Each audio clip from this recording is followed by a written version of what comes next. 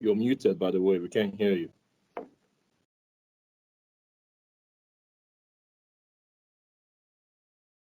There we go.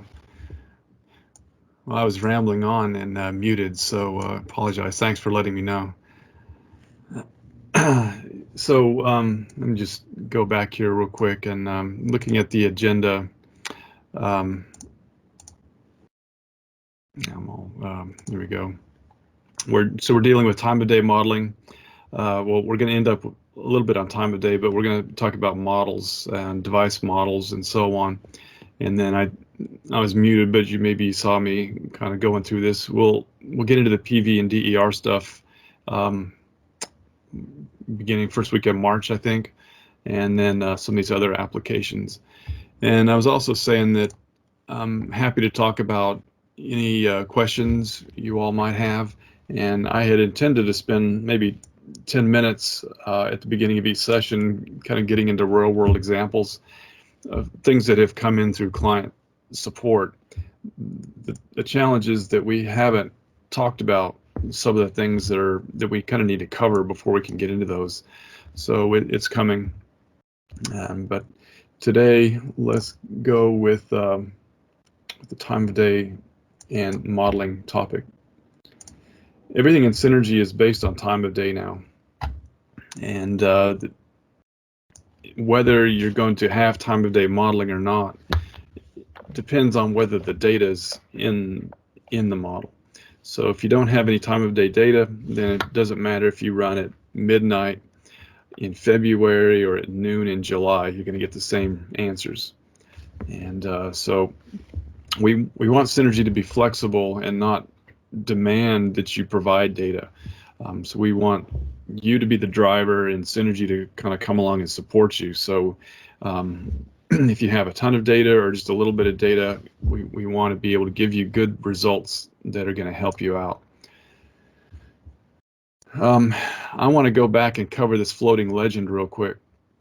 It's been kind of been dragged along here for several sessions now. And this is the pie chart up here on the year. Next to the year is this pie chart that turns the legend off and on. And I would recommend that you give it a shot if you don't use it, because it has maybe subliminal value. And sorry, I need to learn how to automatically open the lobby here. So what do I mean by that? Well, let's say I'll use the light bulb up here to turn off the reports. I'll run a load flow. We're going to talk a lot about load flow next weekend. And then I want to color the map by some results. Maybe I'm looking for voltage imbalance. So I click on that. And I can look at the map here, and I can also look at the range of numbers on this floating legend to see what these colors mean. And then we talked about how you can go to the model tab, click on the section list and get these colors here, and you can sort and filter and do all sorts of things with this list. What the pie chart, though, gives me is an idea that, well, if blue is something that I'm not even concerned about blue, if it's voltage imbalance, it doesn't matter. It's such a small number, and I can see that over 3/4 of my model is in the blue, and I can see up here, which is still really low, a little over 1%. This tiny little slice right here might be an area that I'm concerned about, and then I can match up that color of that pie slice with this piece of my model. And so, without thinking about numbers and looking at reports, I can almost I don't know, say subconsciously, but really without directly thinking about things, I can associate this pie slice with that, and it's meaningful. So I've not had any psychology or anything like that. I've read a lot of books, and so I like things that can help me to not have to focus on numbers and have to think too hard, and give me information free or cheaply. And so I think that's what the Pi does, is it's intuitive and it gives you a gut feeling for what's going on. So that's why we put it in there. We've added features. It's based on section count here. You can make it based on miles, I think. And then it's got a bunch of little buttons up here that we continue to add to it. It's cluttery. And if the mouse is not on the legend bar, we try to take some of the clutter away so that you have this pristine view of this pie chart, and that you can relate to your model. But let's look at some of these buttons here. The one on the left is a quick list of common results. So we were looking at voltage imbalance. It's not in this list. That would be more of a detailed type of result. But if we want to look at amps, you can click on that. It's easy enough. So these are just the most common results in our opinion. And if you've got some results you'd like added to this list, let us know. This next one is to hide zeros. A lot of times you'll be coloring or showing coloring the map, and you don't care about zeros. And sections that have 0, you don't really want to see that in the Pi.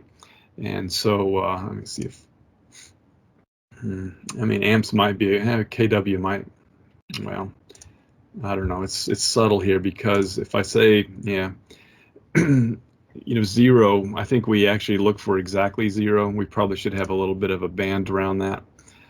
So there's a lot of sections where the power flow is very, very small, but there's probably going to be something there because of charging and whatever downstream. Maybe, well, I could try to think of an example, but not showing zeros is there. This one here is really handy. Let's say I'm looking at maximum voltage, and I'm concerned about low voltage. So blue is in the low range right here, but again, this subliminal type of thing, if I'm looking for a problem, then I would like that problem to be red. And so you can just quickly click on this color inverter right here, and all it does is change the colors and put red on the bottom. But is it worth moving your mouse to click on that button? For me, a lot of times it is, if I'm really pondering something, and it gives me some more intuitive information, maybe, because usually red is associated with a problem. This switches it to a bar chart. It really never used this, but it is pretty nice if you were looking at maybe reliability indices, things like that. And this is line width, and I don't know if, yeah, so these buttons maybe the orders should be switched. Let's hop over to this hamburger button right here. And this hamburger is going to toggle you from having a fixed range for the results to an auto range. And so auto range right here, if I'm coloring by voltage, Synergy finds the highest number and the lowest number in the result sets for this model, or for the selected feeders. I should be clear about that, because I could have a bunch of feeders that I didn't analyze. It's only going to be the selected feeders, the high and the low. Comes up with 7 intervals, I think, for that. But I might want to provide my own intervals. And also, if I go and look at something like loading, percent loading, you can see these intervals change automatically. And it should be fast and just automatic. And so that's a great benefit that you may not think about directly, and a reason why you would want to keep auto intervals turned on.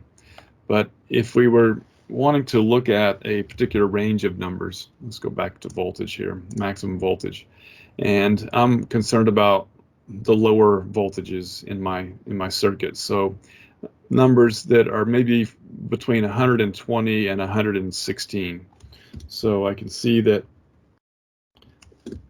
I want to look at those, voltages below 120.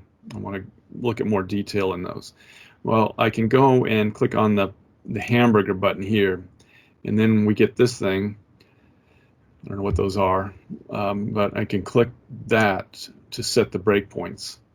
And then this comes up, and it shows you the current high and low values, that these were automatically, they were found automatically and put in here. what I can do though is go, all right, I want to go to 120 for my maximum, and I want to go 116 to my minimum. So I put in these two, and then I click on this set max to min. And so it just goes in and just evenly spaces this. And of course, I can go in and type these, put in my own values if I want. And now when I click OK, I see that a lot of my selected feeders have gone gray, and this is the out of range color. And then here we've got the pie slices for the colors in the interval that I specified. And I think this thing right here, which I don't know what that symbol is either, but you can click that, and in the pie chart, it's going to take out that out of range, because that's really not probably not giving me much information. Maybe it is useful to know that 3/4 of it's out of range, but if I'm really trying to get a better idea of what's going on here, I can click on that, and now my pie chart is just made up of sections that are in range between 120 and 116. And so I have pi information, and then I can see that over here. And you'll see that a lot of these sections are gray because they're out of range. And then over in my list, we should have gray down in this list here. I can filter by that and so on. So that's what the hamburger does, and it's going to work in conjunction with these other buttons. All three of these kind of work together. But be sure to turn off the hamburger when you're done, because what can happen now is if I go back to color by percent loading, then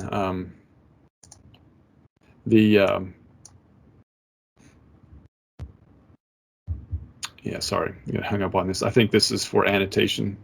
I've got my annotation turned off, so that results right there. That's an annotation value. It shouldn't be there because my results are off.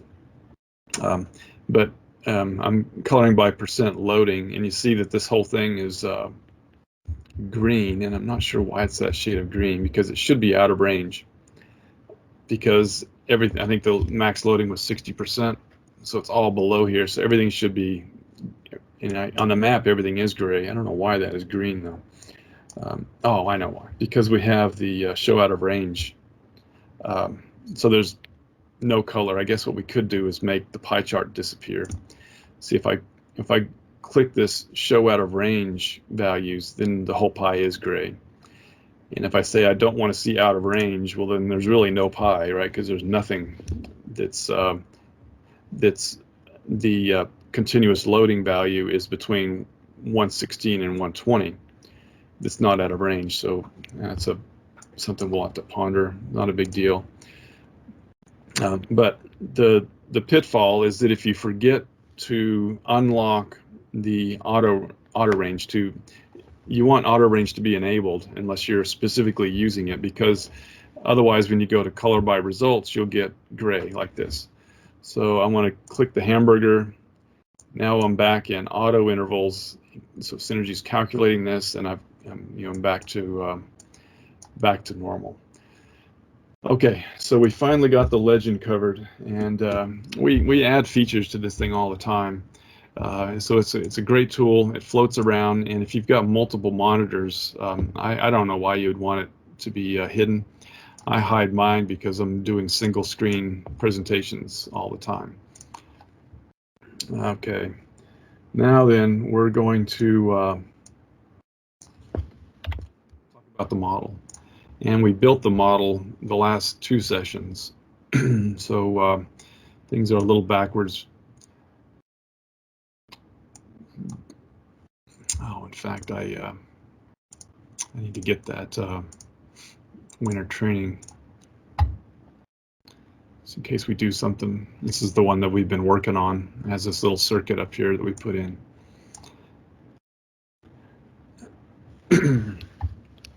Okay, so let's talk about feeders and substations. And maybe we covered this well enough.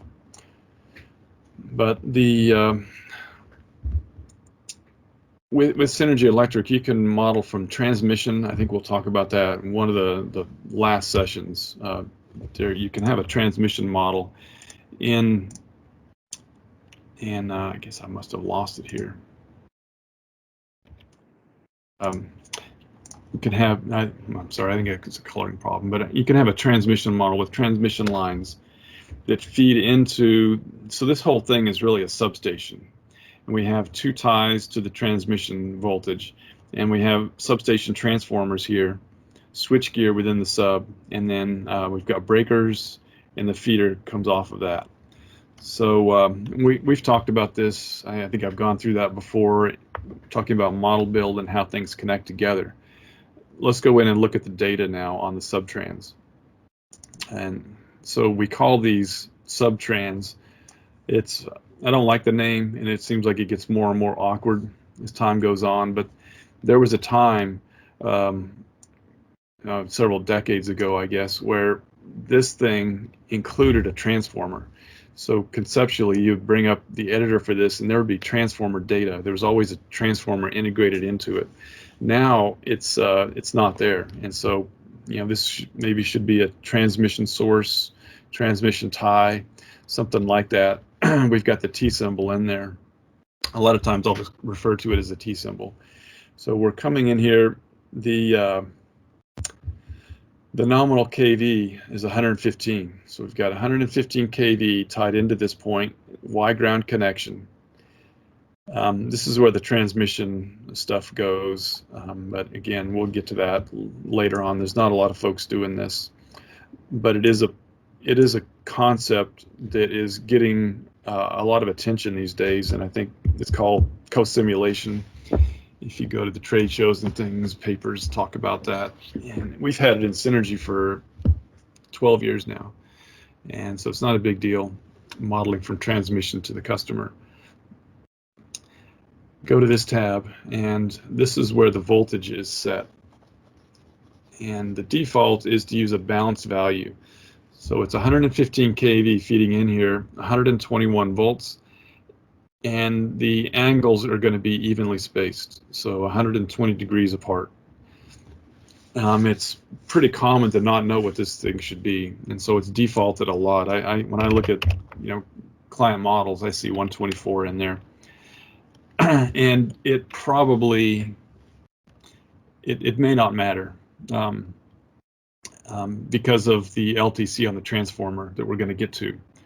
So I've got my source here. Should it be 124, 122? What should it be? Well, if I've got a load tap changer, then I'm going to have a voltage on the secondary of that transformer that's within the bandwidth. So it may be a tap off. So I could be off 5/8 or whatever the percentage is, above or below, but that's pretty good. Yeah, that's what more could we expect? That's a good tight range. So this voltage is probably not something you would fuss over because it's going to get set to a realistic value on this transformer. Now, having said that, if you're concerned about the load, the wear and tear, and the tapping on that transformer, then having the source voltage set to something that is realistic is going to have an impact on where that tap is on the transformer and how that tap might change as generation and loads and those sorts of things change on the circuits, on the feeders. So I think, and maybe we're pushing this a little bit, but we do have a number of clients who are very concerned about tapping. And so how can we handle that? Well, one way is to try to get a voltage in here. But as I opened up with, time of day modeling is very important with Synergy. And so we have a voltage profile right here. I won't go and open this up, but if I did, you would just see a histogram showing the months of the year and the hours of the day and what the voltage looks like. We're not sure how accurate or maintained or how useful this sort of data is, but it does seem like a good number of utilities have this data that can be brought into Synergy. And so with this in place, now at any time of day, my model's set for August, a peak day in August at 8 o'clock at night. I would have a reasonable, or at least an accountable voltage at my 115 bus. And so it's something that's at least it's been thought about, and it's been set up using hopefully some real world data that's collected to give me a decent voltage here. Okay, so that's the source. If we look at the feeder, it's the same kind of information. We've got the voltage and we've got the impedance here. Notice that we do have biphase. Now, if you've got Y ground delta, I might have it backwards, but if you've got 30-degree shifts in transformers and you're doing interconnections down in the feeders, then you want to have these angles set to be good values. Otherwise, you close a switch and then you have a huge current flow. And so this would be in there for those situations. Now, if everything is kind of in phase, then you can stick with the balance values. Then here is the source impedance, and this is going to be used during fault analysis. So, everybody's on board with that, right? This is crucial for fault analysis, which we're going to talk about in a few weeks, I think.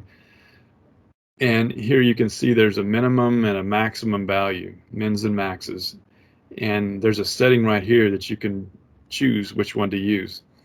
If you're running fault these days, there is a setting in the model options that's kind of a global override. And it says, all my sources, I want to use the maximum, I want to use the minimum, or I want to use whatever the source is set at.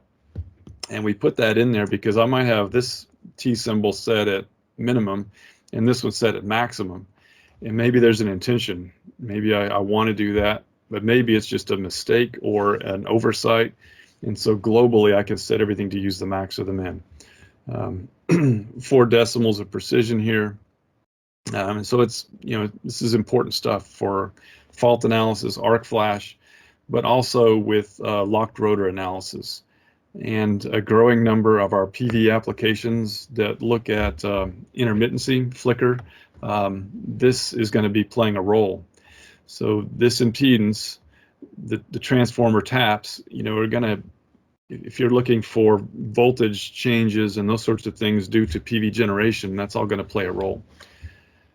And more on that later. The rest of this stuff, now you can look at it. The sources are a node. I should point that out because we talked about that before, that sections span between nodes.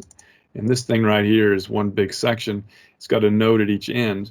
This node down here in the southwest doesn't do anything. It's basically just a coordinate. But this one right here is a node that is also a subtran. And then we've got these devices on the section. I'll go over here and click on a feeder, and we can see that it's almost a mirror image. There might be a CVR marker in here if you have CVR feeders, and some other odds and ends, but it's the same type of thing. Let's talk about ratings just with feeders, and we'll talk about this with load flow more, but you'll see this in your models. There's a variety of ways that feeders can be rated. And the most direct way is to have a feeder and to have an amp rating typed in here. But oh gosh, maybe half the time this is 0. And in that case, what Synergy is going to do for the feeder rating, because we always need a feeder rating because we're going to show you percent loading on the feeder. If there's not a rating typed in here, Synergy is going to use the first downstream facility that does have a rating. So in this case, it's going to be that switch right there. Because remember, the switch, even though it's graphically shown on this section, I think I showed you a schematic maybe 3 weeks ago. The switch is the line section model is going to be within the section. And all these facilities that are on the from or the to node are going to sit outside the line section. So when we're looking from this feeder, first thing we're going to run into is a switch. And then we would run into, looks like a meter there, demand meter. and then eventually we would run into the line section that would have the impedance and all that. So the rating of this feeder is going to be based on that switch rating. It's probably like a 600 amp switch, and you might have breakers in there, or you might have a conductor. And so on sections, you can also specify the rating. So even though it has a conductor with a rating, you can go in and say, all right, this section has a rating of 800 amps or whatever. And so Synergy would use that. So it's a little complex on these sources because it's fairly common to not have a rating on the feeders. And so Synergy's got to look downstream to find something. Okay. Wow. We are, maybe I'm just too talkative. Let's look at loads, and I won't spend a lot of time on these because they should be pretty intuitive. If I double click on a section, we've got distributed load and spot load values, and these are all the numbers. They are multi-year numbers. We'll talk about that later, but these numbers that I'm seeing are going to correspond to my model year, which I've got mine set to 2017. But if I go to a future year, these numbers would reflect that. We'll talk about multi-year modeling later. But these are the load values, kW, kVAR on loads, and then a bunch of this connected information. Customer count is very important, of course, for things like reliability. But we've got a lot of capacity applications, protection applications, and things that deal with customer count. And so having that customer count in the model is an important thing. Customer zones, we'll talk about that probably with customer modeling. But so you can see the load values here. We have distributed load and a spot load, pretty much the same panel, right? Same information. Traditionally, spot load values are for metered loads. So you have a load in here, and I know that this load is 200 kW. And so with 200 kW, it's not going to be changed if I run a load allocation. This value is going to stay. Put some bars in there. So this is going to be a fixed value. It's not going to be adjusted when I run a load allocation. My distributed load, on the other hand, will get changed. So if I put a 150 kW in there for my distributed load, I can run a load flow right now, and it's going to use the 150. If I run a load allocation, this number is going to get changed, and we'll talk about load allocation too, and we'll see how it can change these values. Load allocation the default is to not change spot loads, but you can change spot loads. So, what's the difference between the two? It's up to you and the strategy that you want to take at your utility. It may be that spot loads are really not being used that much because there is another kind of load that is popular, and that's a large customer. And if I zoom down here, we've got one in this model. This is a large customer right here. It's a very good load to have or a very good model to have because it has a lot of capabilities here. So we can see that it has load information. If I click on that, I've got that same set of numbers. And there is information like connected kVA, kilowatt hours, and you can run load allocation to adjust these loads even. But if you have spot loads, and these are for larger customers, facilities, warehouses, factories, things like that, you might prefer to use large customer because it shows up on the model. If I go here to my facilities tab and large, I can see them listed here. We've got a viewer up here for large customers that show them all on the views tab, and you can click around these. They have names. When I look on the load flow report, there's at least one chapter dedicated to large customers. So if you want to use spot loads because those loads are big deals, then you might prefer to use a large customer, because it's certainly a big deal on the map and all these tools around the interface and on the reports. So so here's the large customer. We looked at the load. It also has generation capability. So this large customer, we have rooftop, and 3 weeks I think we'll talk about this stuff. How do you set up PV generation and all that? But I can see it's I've got a 200 kVA inverter up here. I've got some PV generation. I've got battery storage also. So this customer has 100 kW of storage. Looks like it'll last a couple of hours, and a bunch of settings down here for that. So the large customer has load, generation, storage, and you may have noticed it also has harmonic information right here. So if I run harmonic analysis, then I can set up a profile on the generator to push harmonic current into the system. So lots of stuff on large customers, and it's a great model. So that's distributed load and spot load sit on sections.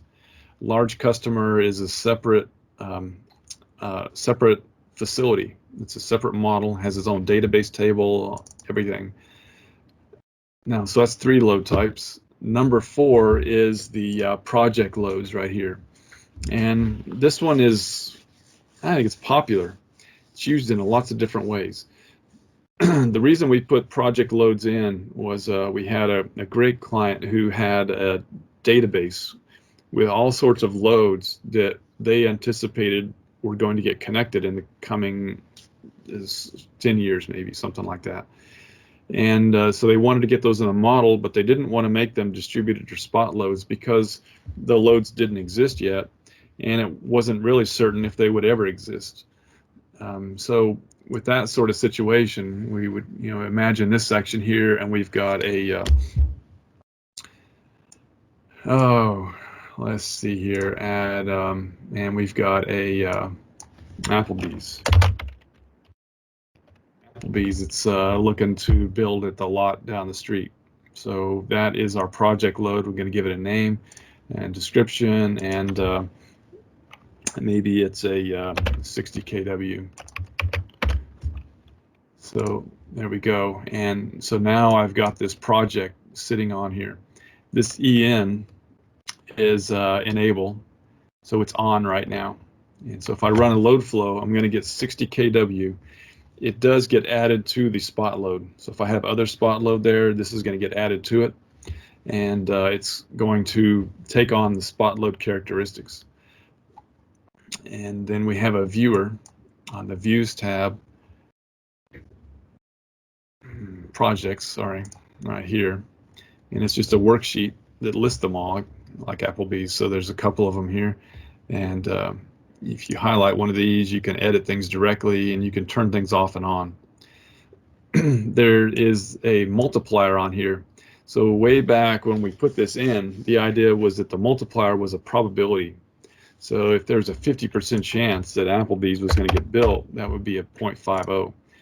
So when I look at this specific section, a load of 30 kW for Applebee's doesn't make a lot of sense. It should either be a 60 or a 0. It's either there or not there. But if we've got a bunch of projects, and this was way back in kind of the boom days where stuff was getting built left and right, if I've got projects all over the place and I run a load flow and I'm looking at my capacity, well, then that 50% on Applebee's makes sense, because there's a half of a chance, 50% chance it's going to get built. Maybe there's stuff on other sections that have their own percentages. So in a broader perspective, those weighting factors, those multipliers, start to give me a better idea of what my overall loading is, demand on this feeder or demand in particular areas. So that's why it's there, and it's a tool that you can use for whatever reason. So that is load number 4, project loads. And number 5 is a spatial load, and I'm not going to spend the time to put that in, but it's a polygon that you can draw. It sits on top of your map, and what it's going to do is it's going to add load or adjust load for all the sections that intersect that polygon. And so it's going to be for, maybe if I've got a new real estate development in here, and I have some idea of what the house sizes are, square footage, and maybe there's other parts of my system where I do have those sorts of homes built, and I know what the demand is. Well, I can go in here and say, well, I've got a kW per acre value or kVA per acre, something like that. And then I draw in the polygon, and as the shape of that polygon changes, my load is going to change. So it's probably it is the least granular. It's like I just have kind of just a ballpark idea of what this load's going to be. I'm going to draw it in as a polygon, and then it's going to get tied to one of these sections. Okay, so that's the fifth load type. IZPQ values. Let's talk about that concept first. So over here on the tools ribbon, concepts, we have a visual aid. I think I talked about this a while back for the line impedances. If I go into the IZPQ tab, it's a little chart here, and our values for IZ and PQ are here. And if I make a load, I'm going to make these 0 here. Let's see if I can. There we go. So those are zeros. So this is a load that is 100% power. And the green line is my power. So as my voltage changes, my power stays a fixed value, 100%. And then my current is going to drop down. As my voltage goes up, my current demand is going to go down because it's a constant power load. And these, and I've read stuff that folks say, well, this type of load really doesn't exist. And it was kind of developed to support Newton-Raphson load flow. If you remember those, it's very convenient to go and do the derivatives on the power equations to make Newton-Raphson work. You know, there's loads that are pretty close, and so it's a good component, constant power. But it probably is the case that there is no load that is 100% PQ. They're going to be mixes. And so if we let's just make something 100% impedance. This would be like a locked rotor or like a space heater with a resistive heater. So now we've got the power. As the voltage goes down, my power goes down. And so if you do conservation voltage reduction, say we drop the customer voltage down, well, that customer is going to use less power. It's a savings of energy, savings for the customer, and so on. And so that this component of a load is going to be important for CVR studies. And then you can see the amps dropping down also. And then constant current stays fixed, and if my voltage drops down, my power. So a load is going to be some combination of these. And what should that combination be? That's up to your craftsmanship. We have some tools in Synergy that you can run, produces some charts. You can kind of look at those. The technical reference has some tables that have different sorts of loads and what the values are. You may be doing CVR studies, and so you might be able to come up with these factors. We've been doing these since the beginning, but folks who are more clever than we are have started. Well, they've been doing it for a while also, but they did it after we did, and so they put these letters in a different order. So you get Z first, I, and then leave the Q off. So zip. So you'll see it in books and papers and things like that. They'll talk about zip factors, and it's this just in a more clever order. So ZIP. We should piggyback off of that and change because that's kind of rolls off the tongue easier. Zip factors. I'll go into a section here, distributed load, and I ran into one where the customer class is being used here, but they're sitting right down here. We talked about the multiple editor last week. You can change them all for your whole model. And we'll eventually talk about customer zones. And so you can see that if I have this urban commercial type of a customer, I can set it in one place, and everywhere this customer shows up, it's going to use the zip factors. Okay, IZPQ. Next is, I'm going to switch this. load profiles was next on my list, but I think we'll push that off and when we get into time of day. So I'm not going to rush here, and somehow we did this the first session. We got through this in an hour, but I think we just kind of bolted through it. And so we'll go at a pace here that that hopefully makes sense. Not a hurry. It's wintertime. At least where I live, it's you don't want to be outside for too long, so we'll take advantage of the hours. Capacitors is next, and I think for those of you using Synergy, you'll get a look at what's coming out at the end of February here with the Synergy update. So this is the Capacitor Editor, and we've done some work on this to try to make it more intuitive. We've got more stuff on the front tab, but hopefully it makes more sense because you don't have to dig into these back tabs to do things. The fixed bars are sitting right up here. So a capacitor is made up of a fixed unit, and it's made of up to 3 switched units. And the switch stuff kind of starts right here and down. It's all the switched, and up here we've got the fixed values. So and it's probably pretty, I don't know, you all know, is it common to have, maybe we've got a 300K bar, it's just stuck out there. It's easy to, it's probably not too expensive to hang a rack and set one of these things up, whereas a switch unit is going to be a bigger investment. The controls, you probably got to have it in it's more elaborate, more expensive. So having that 300K bar unit out there is probably something that you can set up easily. And if you go to the warehouse under capacitor types, we have all these. And the secret is there's really not a warehouse type for capacitors. We have never had the need to develop all the infrastructure around a type. But these are here, and it's just a convenience. So that if I want to drag a 300K bar out, I can just drag it out here and then drop it on a section like that. And so now I've got a capacitor instance. And if I open up the editor on this, you can see it's preset with the 300 in here.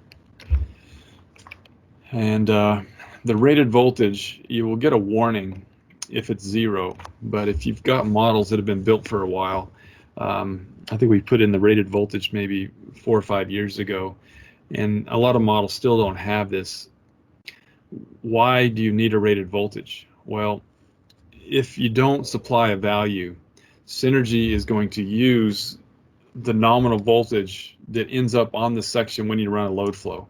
So if I run a load flow and I've got a 115 to 13.2 transformer, then we're going to have 13.2 for the nominal voltage on this capacitor.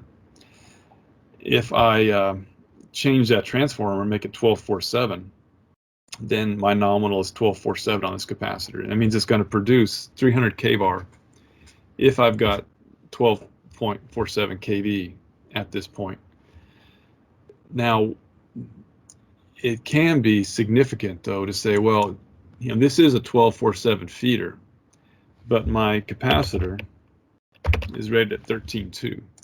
So I got to sit here and look at this thing a minute to figure out what it's going to do, because the nominal kV is 12.47.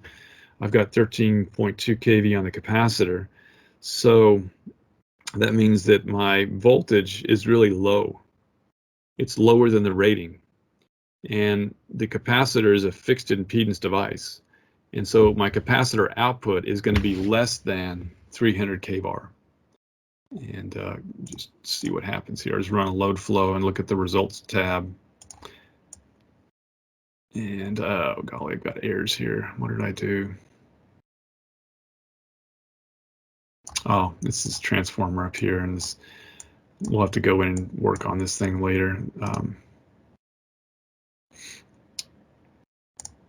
There we go. Sorry about that. You may be seeing that too. So if you run a load flow and you get those errors, you can just deselect that substation up there.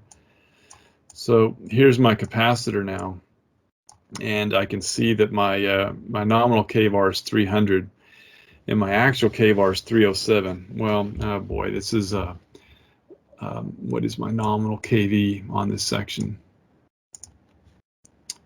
Oh, so I was thinking this was a 13.2 feeder, or I'm sorry, a 12.47. It's a 13.2 feeder. So if let me flip this around then. So this capacitor is 12.47 now. 12.47. So I'm going to reduce the voltage rating on the capacitor. Bring up the results tab and run a load flow here. So it was 307. Now I run a load flow, and I'm at 344. So a lot more VAR generation from the capacitor, and that's because it's operating at a voltage that's higher than its nominal. First time I ran it, it was operating basically at nominal. Now it's way above nominal, so I'm going to get a higher VAR output. It's a constant impedance load. You can think of it that way. Constant reactance load. Okay, so that is the capacitor. They're easy to put in. Oh, we need to talk about the switch settings here. So fixed values are here. If you don't have a fixed unit, you just want this to be 0. And then the switch modules are down here, and you can have up to 3 of them. You can turn them on here. Switch module is on. This is how much what the VAR per phase. And just had we had a meeting I think yesterday, and we were talking about we're not sure, but it could be that a client was wanting to be able to switch these by phase. So individuals, this is a cap on a 3-phase section, and they were wanting to be able to switch individual phases off and on based on the voltage setting. And so maybe we need to learn more about that. I didn't know that switch capacitors did that, but if they do, we'll have to do some work on this, because here this is 200 kVAR per phase, and these are the phases that this unit is sitting on. So it's a 3-phase device. All 3 phases are going to get switched on and off. The control is here, and it's a big list. Temperature. I think we'll probably allude to how you set up temperature and synergy, but time of day. And here, these are substation parameters. So what's going on at the substation? And then we've got some feeder parameters like the feeder kVAR, the feeder power factor, and amps up here. So voltage, if we go with that, this is a new setting that's going to be in the February update. Come in and say I want to use average voltage. And so with this going, my average voltage, I want to close if my voltage is below 120, and I want to trip if it's above 126. So now if I run a load flow, it's closing in. Boy, we could get into a lot of, so it's closing in, and I don't think my PT ratio is set correctly, but it does rely on the PT. If you're using a voltage control, this PT ratio is going to get used. And so when my voltage goes below 120, the capacitor is going to close in. If my voltage goes up over 126, it's going to trip. So let me just, I'm going to turn it off here, turn off this module, and run a load flow. And let's look at the results on the capacitor. So we've got 121 volts on here. And so if I go to the capacitor, oh, I know what's going on here. Sorry. I'm going to turn it on, and I'm going to run a load flow. And it closes. I mean, why is it closing? Because my voltage without the capacitor is 121. My close value is 120. So it shouldn't be closing. And it shouldn't be tripping either, because it's the voltage is between these two values in this big bandwidth area. What's going on is going to be over in the model options. So probably going to use the rest of our time here talking about this. We might get into regulators here. So hope you're all right. We keep going over, making these 1-hour sessions into 2-hour sessions. So I guess we should ponder that. If I'm going too slow, let me know. On the model tab here, there are settings over here. We haven't talked about these yet, but the model tab, model options, is one that you'll use all the time. And I click on that, it brings up my model and analysis options.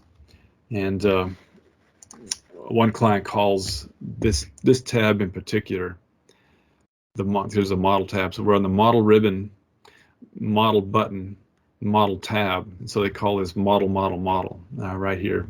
And so some settings in here, but what we're going to be looking at is the start and control right here. And the switch capacitor options are, so this is how the devices operate. And then my switch capacitor start option is right here. It says leave it in the current state when it starts off. So now I am puzzled here because yeah, so maybe I'm gonna have to go look at that when we're done here. So if we come in here, what was it, 13.2? Just bear with me here, 13.2, and divide that by the square root of 3 and divide it by 120 and multiply it by 100 or 1,000. 63.5 is the right PT for that. So leaving the current state. So something's up, because what this switch capacitor should do is say, all right, the current state it's just not going to change the current state. So with my voltage being 121, there's not enough there for a close signal. So this thing should stay open. It should stay tripped. So I have to go and look at that. What the model options do. And I'll show you a shortcut now. So with the model ribbon, model button, you can also go down here to the status bar on the very bottom panel of Synergy where the M is sitting, and click on that. I'll keep my changes. And it brings up the model and analysis options. If we go to start and control, we can see that you can have Synergy start with the caps closed or tripped. And these are the settings that I would recommend. And this is, I really have thought that Synergy was set like this, because what this means is that before load flow begins doing load flow things, it's going to go in and going to close all the trip caps or close all the switch caps. So you can go with closed or tripped, either one of these, and I would recommend doing this because it's consistent, right? Whenever you run load flow, who knows? Because we're running load flow, we're picking everything up at all the loads and everything are based on the current time point. We're not gradually getting to a tap or to a state of the capacitor. So in the real world, if this switch capacitor is sitting out here, this switch capacitor has had the luxury of sitting here for years. But even looking at today, it's been running since midnight, 5 a.m. all the way till 8 o'clock. We're running this thing at 8 o'clock. So in August, this capacitor's been there. So at 8 o'clock, it's probably going to be in a state that is representative of what's been happening on the system. And so whether it's tripped or closed is going to depend on this bandwidth and kind of the life that it's lived through this weekday in August. Well, for us, we're coming in and we're running load flow at 8 p.m. in August. And so the starting condition of this capacitor is going to be determined by those model options. And it can be very important because with this capacitor, the voltage on this section at 121, the voltage is too high for a closed signal and it's too low for a trip signal. And so the capacitor is just going to stay in whatever state that it was in. So if it starts off tripped, it's going to stay tripped. If it starts off closed, it'll stay closed. And if you've got a lot of capacitors, that's a big deal. It could be megavars of flow in your system just based on the way the capacitors start. So that's a big deal. We'll pick up here, and I think I see I've got this average selected. Maybe we've got something wrong there. I need to look at that, and I'll see why this thing is closed when I run the load flow. So it's not as bad as time-wise as maybe it looks on the agenda here, but we talked about capacitors. We'll talk about regulators and transformers next time. And if I think about this some more, we really should take 2 sessions on this, because connecting regulators and transformers is a big deal. If you haven't seen it before in Synergy, just want to make sure that you understand how banks of single phase and 3-phase units are set up. We've got these devices. We'll just briefly talk about these, because we'll have a session on protection, and we'll get into these in more detail. And then these are some reports that you can look at, and then time of day is going to fit into the load flow session coming up. So thank you all very much for joining us. I appreciate you all using Synergy and spending an hour with us here to go through these training sessions. Hopefully you're finding these online if you want to review it.